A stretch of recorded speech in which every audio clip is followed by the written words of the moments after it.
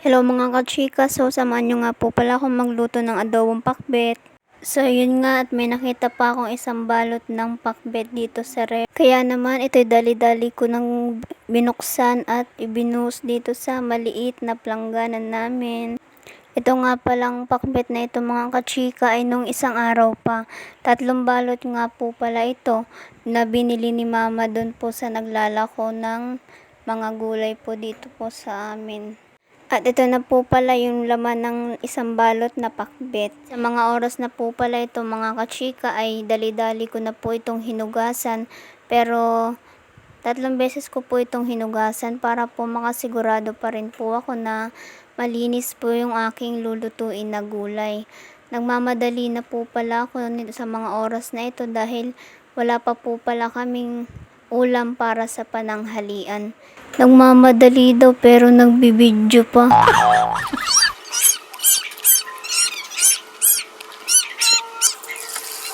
Ito na nga pala mga kachika yung huling banlaw. Hindi ko na nga pala pinakita yung pangalawang banlaw kasi nga baka mahaba pa yung video. At pagkatapos ko nga mga kachika magbanlaw, ito, hinanda ko na yung mga kakailanganin ko. Kailangan ko nga pala dito ng magic sarap, sibuyas at bawang, tapos toyo at mantika, at saka itong chicken cube. At ito nga mga kachika, at nagpainit na ako ng mantika. At nung mainit na nga pala yung mantika, ipinagsabay ko na ang sibuyas at bawang.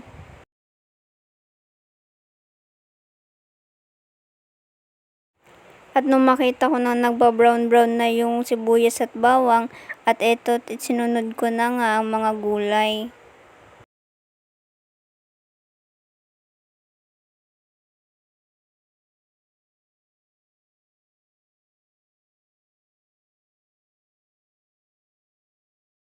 Hinalo-halo ko nga lang pala itong mga gulay hanggang sa malagyan sila ng mga mantika.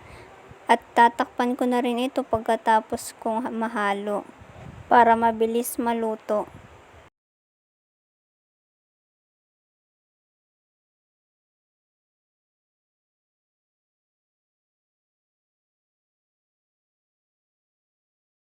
At nung makita ko nga palang kumukulo na itong mga kachika, ay dali-dali ko na nga pala ito nilagyan ng kaunting tubig.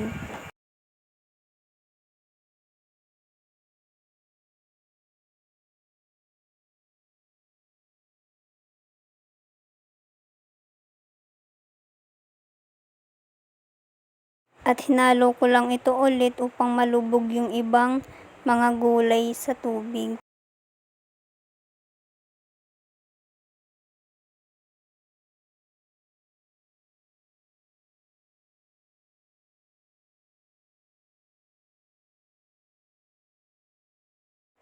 At tatakpan ko nga ito ulit para mabilis kumulo.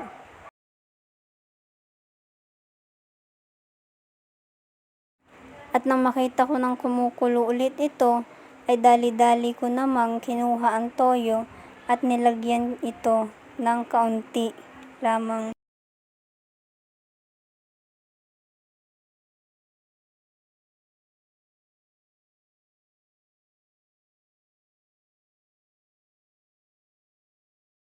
At nilagyan ko naman na ito ng mga pampalasa gaya ng chicken nor cube. Nilubog-lubog ko nga lang pala itong chicken nor cube na ito para mabilis siyang matunaw.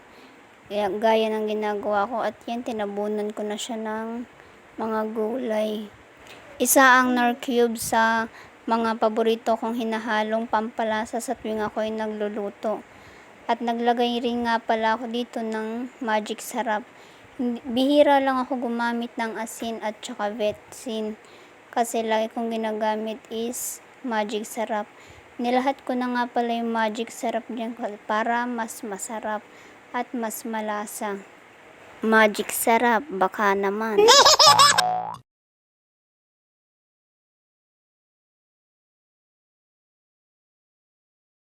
At ito na nga ang aking finished product ng adobong pakbet. Ay mga kachika, may nilagay nga pala ako na konting suka lang naman sa adobong pakbet ko na yan kasi napaalat po yung aking luto. Kaya nalagyan ko po ng kaunti lamang. So, yun lang mga kachika. Thanks for watching.